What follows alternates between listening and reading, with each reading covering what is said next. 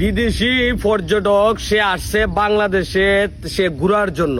তারে বাংলাদেশের কিছু বুঝদার আছে না, বুঝদার গুলা জিগাইতেছে সে ওই প্রন স্টার কিনা।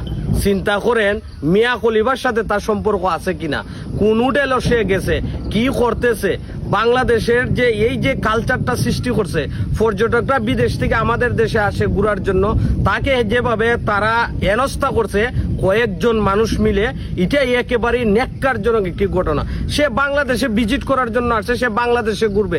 বাংলাদেশে যখন ঢুকছে, বাংলাদেশ সরকার তার ইমিগ্রেশন দিছে, ইমিগ্রেশনের পরে তো সে বাংলাদেশে ঢুকছে। সে পর্ন স্টার কিনা, সে মিয়া খলিফার স্বামী কিনা, মিয়া খলিফার ভাই কিনা, না মিয়া খলিফার বাপ লাগে, এটা তারা কিসের অথরিটি? তারা কেন এগুলা জিগায়?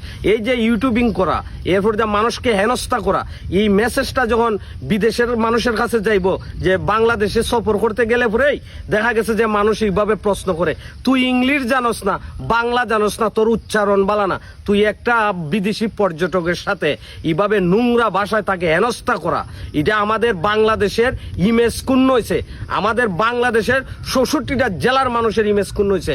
আমরা চাই আমাদের দেশে ভিন্ন দেশ থেকে পর্যটকরা আসুক, আমাদের দেশ ভিজিট করুক, তাদেরকেও বিচারের আওতায় নিয়ে আসতে হবে। তাদের যে এই কালচার, সে পর্ন স্টার হোক, যে স্টারই হোক, এই দেশের প্রশাসন বুঝবে, এটা রাষ্ট্র বুঝবে।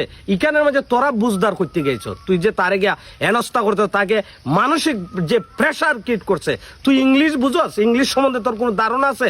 এই পর্ন স্টার কাকে বলে, এই পর্ন স্টার কাকে বলে, এই সম্বন্ধে তোদের কোনো ধারণা আছে? খালি একটা ক্যামেরা ধরে রাখ লইব, একটা মাইক্রোফোন ধরে রাখ লইব, হ্যাঁ?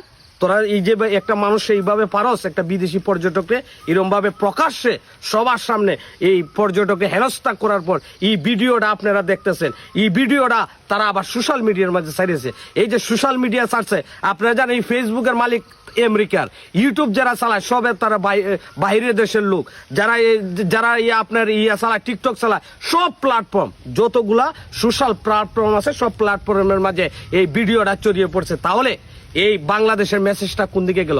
বাংলাদেশের ইমেজ ক্ষুণ্ণ হয় নাই, বাংলাদেশের আমাদের ইমেজ ক্ষুণ্ণ হয় নাই। এদের বিচার করতে হবে।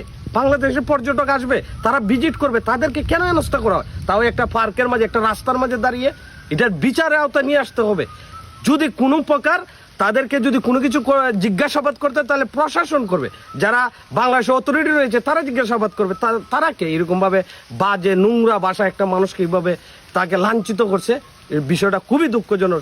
বিদেশি পর্যটকের কাছে আমরা ক্ষমা প্রার্থী হওয়া উচিত আমি মনে করি।